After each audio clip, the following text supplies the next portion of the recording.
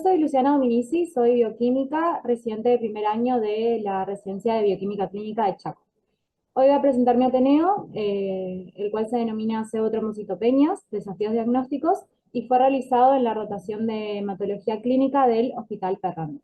Mi instructora fue la bioquímica Lorena Sosa. Entonces, para comenzar, voy a iniciar con lo que va a ser la tabla de los... No me paso. Con la tabla de contenidos de lo que va a constar este Ateneo. Vamos a comenzar con una introducción que va a hablar de la aglutinación inducida por ETA mediante un caso clínico. Luego vamos a pasar a lo que es el satelitismo plaquetario, también a través de un caso clínico. Y por último, a las plaquetas gigantes.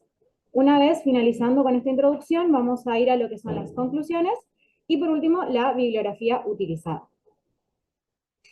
Vamos a comenzar con lo que es la introducción. Para esto me gustaría hacer hincapié en la importancia que tienen las trombocitopenias, debido a que esto es una consulta muy frecuente en el área de hematología, debido a que a los riesgos que tiene el paciente frente a trombocitopenias, porque este puede presentar hemorragias y es necesario que el médico las detecte a tiempo y haga los procedimientos médicos necesarios para evitar las complicaciones del paciente. Pero a su vez, en el laboratorio, aparte de presentar trombocitopenias, podemos encontrarnos con casos de trombocitopenias artificiales o pseudotrombocitopenias. Esta pseudotrombocitopenia se define como una falsa disminución del recuento de plaquetas debido a un artefacto en el laboratorio. Esto se puede deber a ya sean microcoágulos o coágulos en el tubo de la muestra anticoagulada, o bien lo que nos vamos a enfocar en este Ateneo, que son los agregados plaquetarios, el satelitismo plaquetario y por último la presencia de plaquetas gigantes. Vamos a comenzar con los agregados plaquetarios o bien la aglutinación inducida por ETA y vamos a explicarla a través de un caso clínico. Este caso clínico se presentó en el Hospital Ferrando y se trata de un paciente el cual no tenía antecedentes clínicos y se recibió una muestra anticoagulada con ETA y un frotis realizado a través de sangre de punta de jeringa. Esta muestra anticoagulada por ETA se pasó por el hemograma automatizado, el CELDIN-RUBY, el cual nos presentó estos valores que se pueden observar en pantalla. Así a rangos visuales se puede observar que se presentaba una leucocitosis con una neutrofilia y una leve anemia. Pero enfocándonos a lo que se va a desarrollar hoy en el Ateneo, que son las plaquetas, estábamos teniendo un recuento bajo de plaquetas, de 116.000 plaquetas por microlitro. ¿Qué sucede? Al observar el frotis de sangre periférica, se pudo ver que el recuento era normal, haciendo una estimación plaquetaria de 260.000 plaquetas. Esta discrepancia que había entre los valores obtenidos en el hemograma automatizado y el frotis del extendido de sangre periférica, de punta de jeringa, nos hizo dudar de que se correlacionen. Pero, a su vez, observando en los datos que teníamos del paciente, este no refería tener hemorragias, ni petequias, ni nada que sea referente a un recuento plaquetario bajo. Entonces, frente a la discrepancia del extendido y de los resultados del hemograma automatizado, se procedió a realizar la observación del tubo de ETA, viendo si había presencia de microcoágulos o coágulos en la misma. Frente a ausencia de los mismos, se decidió prestar una mejor visualización en los histogramas obtenidos a través del equipo, donde se pudo observar anormalidades tanto en el histograma de los glóbulos blancos como en el histograma de las plaquetas. En el histograma de los glóbulos blancos se puede observar un pico que se observa más temprano a la izquierda de donde comienzan los glóbulos blancos, y en el histograma de plaquetas se puede observar un gráfico con aspecto dentado. Frente a esto, lo que se decidió realizar es la búsqueda de acúmulos plaquetarios en el tubo de la sangre anticoagulada con ETA, lo cual se pudo observar en el frotis, en el extendido de este tubo, estos acúmulos plaquetarios en todo el extendido.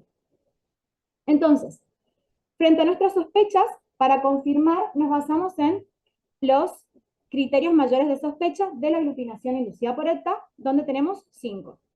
El primero habla de un conteo plaquetario típicamente menor de 100.000 plaquetas por milímetro cúbico o microlitro, que en este caso estábamos borderline, teníamos 116.000 plaquetas. El segundo criterio habla de que se utilice EDTA como anticoagulante para la muestra y que esta muestra esté a temperatura ambiente, no a 37 grados centígrados. El tiempo que se tarda en procesar la muestra desde que se toma hasta que llega y se procesa.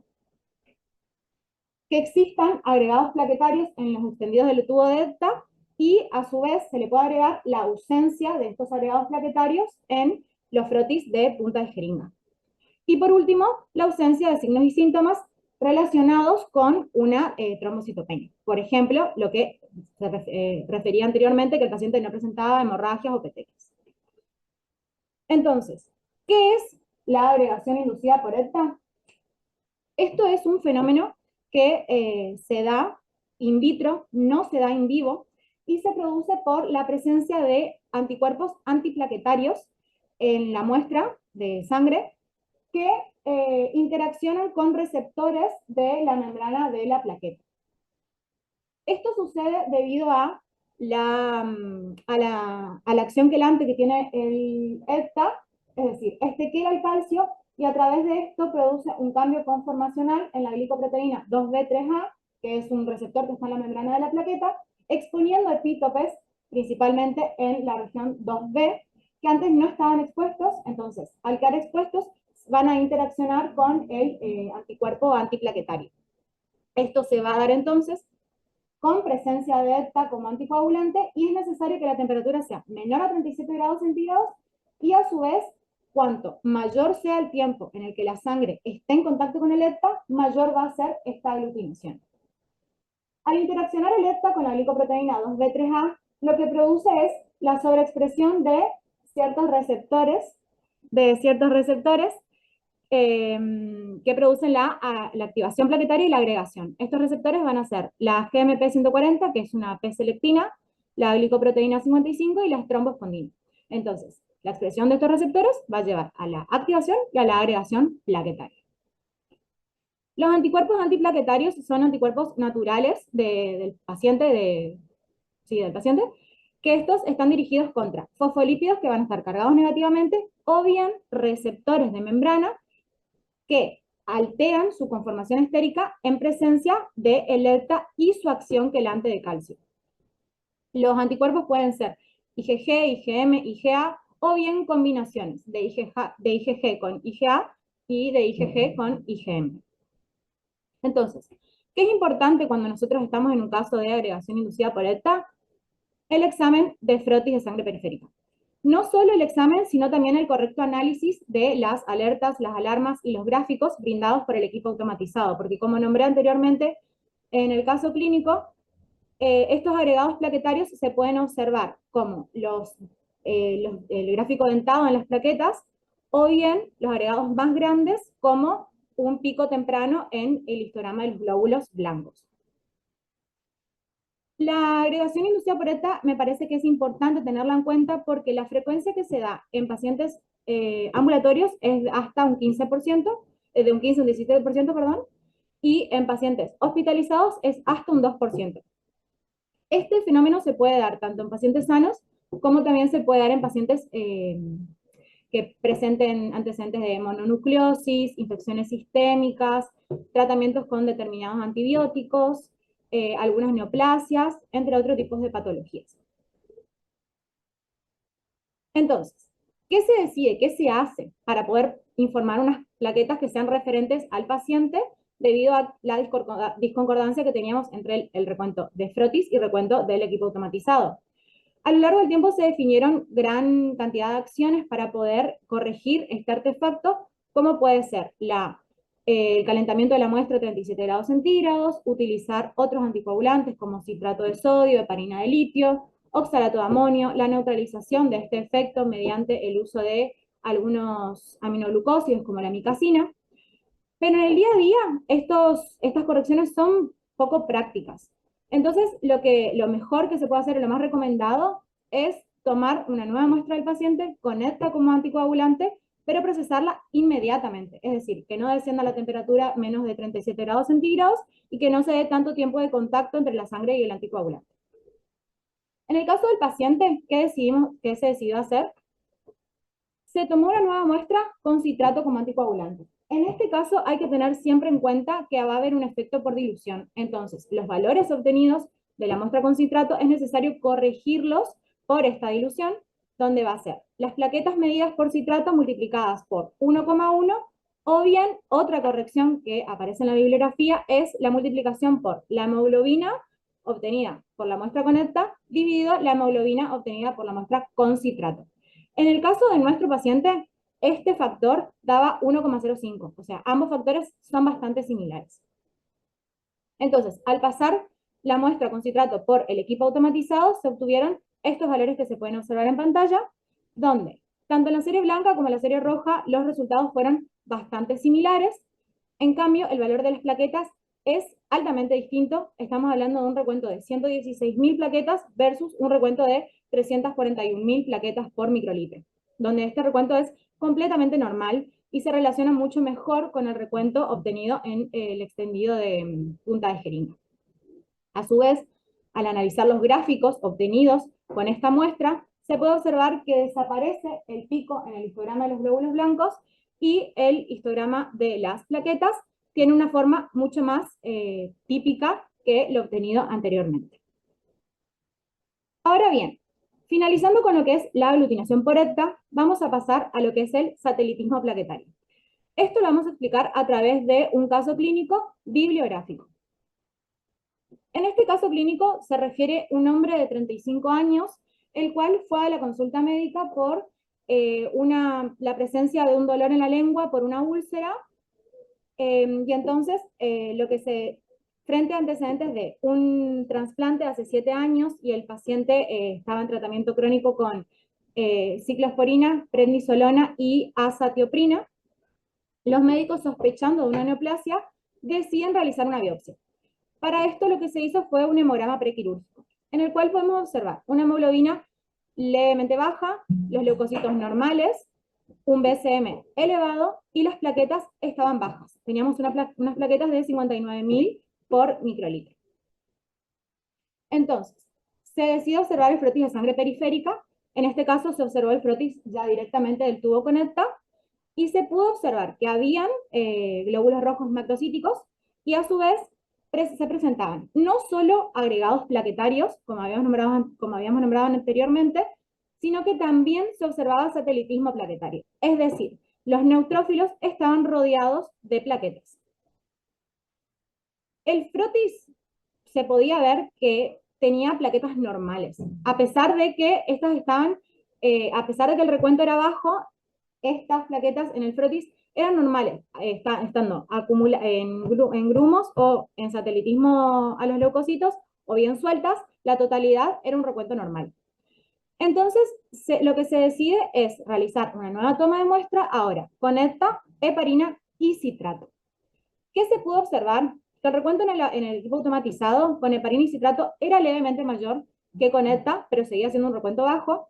El satelitismo solamente se veía presente en la muestra con ETA, y los acúmulos estaban presentes en todas las muestras, es decir, con los 3 anticoagulantes. Entonces, se observó la historia clínica del paciente y se vio que había antecedentes que referían plaquetas normales con presencia de acúmulos en gran cantidad de ocasiones.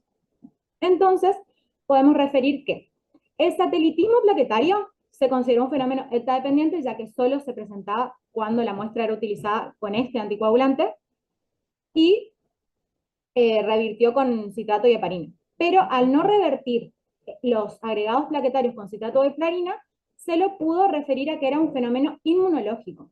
Y esto se vio que sucede en casos de tratamientos crónicos con ciclosporina y prednisolona principalmente.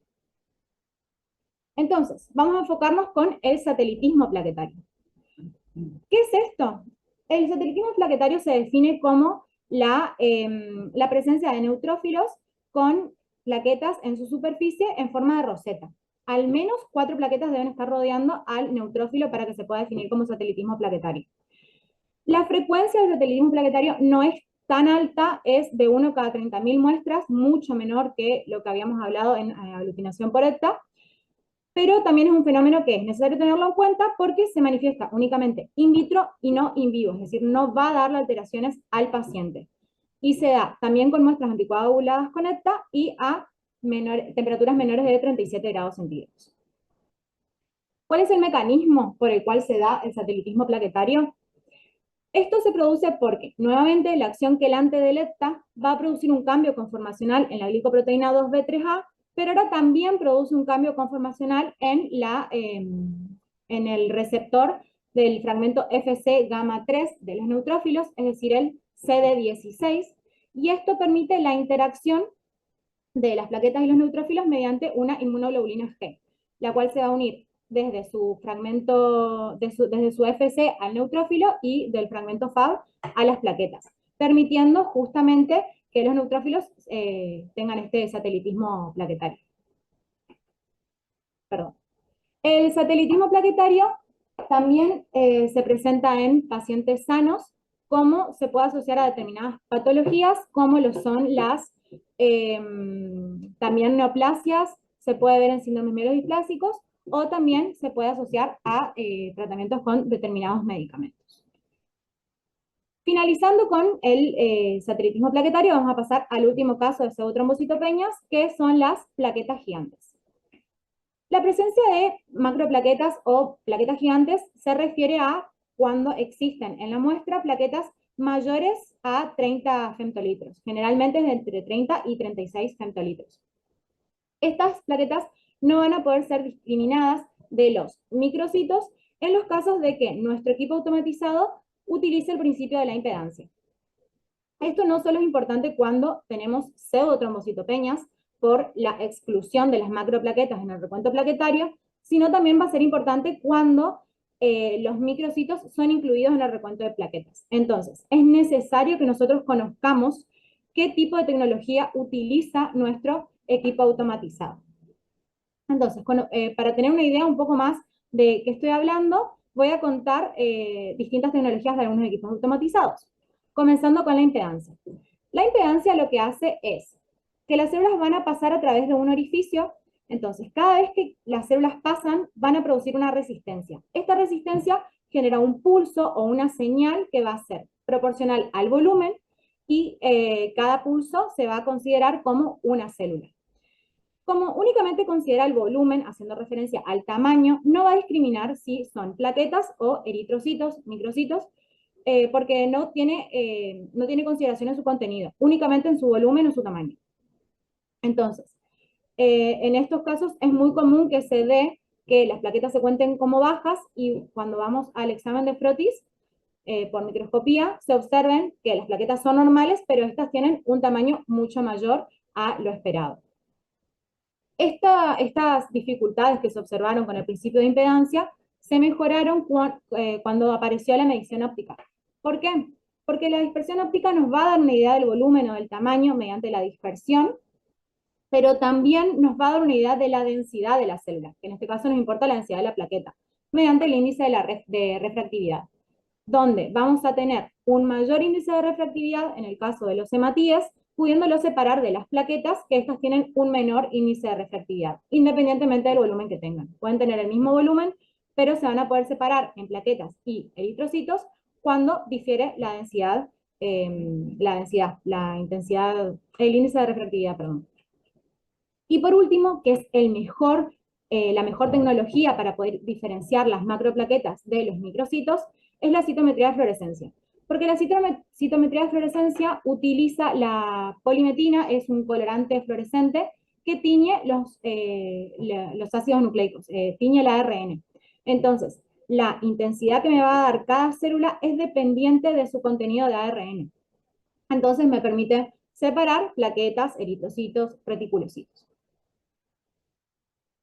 Bueno, para finalizar voy a ir a lo que es la conclusión, que en esto me parece importante recalcar qué es la pseudotrombocitopenia, que esta pseudotrombocitopenia, como dije, se define como una falsa disminución en el contagio plaquetario producto de un artefacto del laboratorio, no tiene nada que ver con el paciente o los fenómenos in vivo que puedan sucederle al mismo. Entonces, si estas pseudotrombocitopenias se informan, pueden llevar a que el médico tome decisiones cruentas para el paciente, como por ejemplo, aspirados de médula ósea para conocer el origen de dónde se está produciendo esta trombocitopenia, o bien transfusiones ya sea de sangre o de plaquetas. ¿Por qué es importante considerar estas pseudotrombocitopenias? Porque tiene una frecuencia bastante alta, que es una frecuencia de hasta el 15%, 17%, perdón, en pacientes ambulatorios con recuentos bajos de plaquetas. O sea, el 15% de pacientes que tengan recuentos bajos van a estar teniendo una pseudotrombocitopenia y no una trombocitopenia real. Entonces, al ser tan alta la frecuencia, es importante sospecharla en todos los casos antes de informar los resultados, permitiendo informar resultados correctos. Entonces, cuando nosotros detectamos un recuento bajo de plaquetas, lo primero que tenemos que hacer es observar si la muestra tiene coágulos o microcoágulos, examinar de forma correcta el frotis, evitando, sigamos, evitando informar valores incorrectos y en el caso de ser necesario, solicitar una nueva muestra ante cualquier duda, no informar nada que no estemos seguros. Entonces, una vez más, queda demostrado que a pesar de todos los avances tecnológicos, aparición de un montón de métodos cada vez más modernos y complejos, la realización de un buen examen microscópico, de un extendido, un frotis de sangre periférica, sigue siendo esencial en un correcto abordaje diagnóstico para las distintas patologías. Esta es la bibliografía utilizada y bueno, muchas gracias. Cualquier duda estoy disponible.